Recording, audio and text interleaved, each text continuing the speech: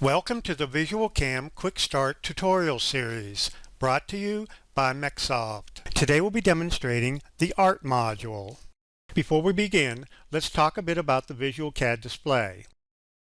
When you run VisualCAD for the very first time, your screen may look like this. These windows on the left belong to plugin modules that are currently loaded. For now, let's close them all. Now, let's begin by launching the VisualCAM-ART module. From the Plugins pane of the VisualCAD Home ribbon bar, you will see the VisualCAM main menu. Drop down the menu and then pick ART to load the ART module. Docked on the left, you will see the ART browser. You can resize the width of the browser, making sure that all the command icons and menus are easily accessible.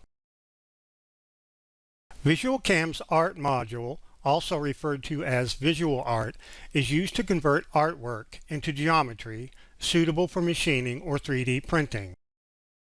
You can create 3D reliefs in wireframe geometry from various picture file formats and a variety of bitmaps and operations to create different shapes. Now, let's load the part model for this tutorial. From the VisualCAD main menu, select Open. Locate the VisualCAM Quick Start folder shown here. Then, select the VisualCAD part file named ART Quick Start Tutorial and then pick Open. Now, from the View toolbar, select the ISO view icon. We will perform the following basic steps to create relief shapes. First, we will create the project workspace. Then, we will use the Create Sweep operation. And after that, we will use the Create Puffed operation. Then, the Create 3D Relief operation. And then finally, we will export the part as meshes to use as CAD geometry. The first step in creating reliefs is to define the project workspace. This can be thought of as a canvas upon which we'll be creating our 3D model. From the ART browser, select the 3D Relief Operations tab and then pick the Create Project icon to display the dialog. Under Extents, set the length to 4 and the width to 10. In the future, you can also select the Pick Origin and Extents button to select two diagonal points to define the project workspace. Under Resolution Settings, set the dots per inch to 150. Or you can set resolution settings to fine to achieve the same value. Now pick Generate. The project workspace icon now appears under the Projects folder in the ART browser. The default name is Project 1, but you can change that if you like. Just right-click on it and select Rename from the menu. The project workspace will also be displayed in the graphics window as shown here. Our first operation will create a swept volume. The Create Sweep operation allows you to sweep a cross-section shape along a selected rail curve to generate a swept volume. This function is typically used to create borders, highlights, and even 3D text shapes. Now, select the Create Swept Volume icon from the 3D Relief Operations toolbar to display the dialog.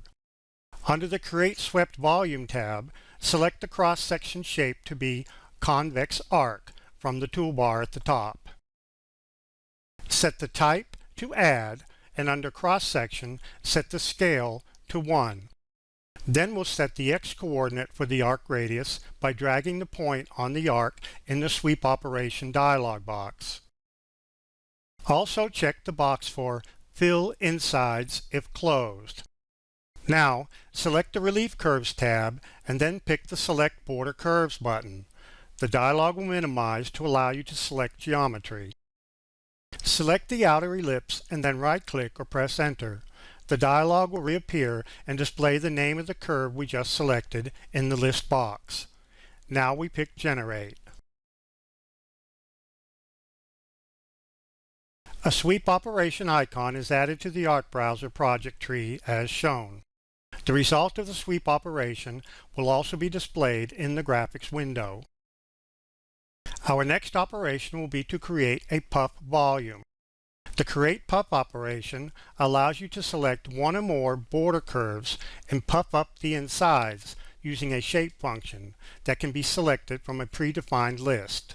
The shape of the puff can be further affected by selecting detail curves inside the border curves. Let's have a look.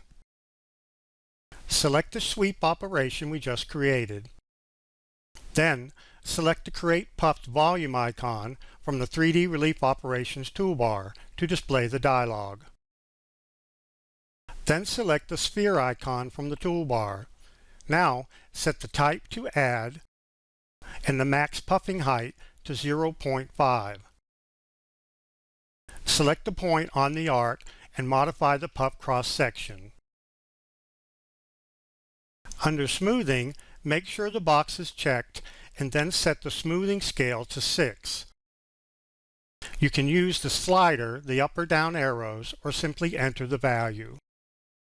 Next, select the Relief Curves tab. This tab contains two sub-tabs named Border Curves and Detail Curves. Select the default border curve from the previous operation and then pick the Remove Active button. Now, pick the Select Border Curves button. The dialog will minimize and allow you to select geometry. Now, we'll select the border profile of our relief geometry. Right-click or press Enter and the Create Puff operation dialog will reappear. Next, select the Detail Curves tab and pick the Select Detail Curves button. Again, the dialog will minimize to allow you to select geometry. Now, while pressing the left mouse button, drag a selection window around the detail curves.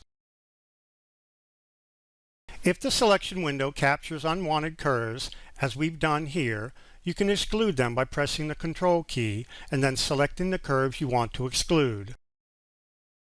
When the detail curves are selected, right-click or press Enter to complete the selection.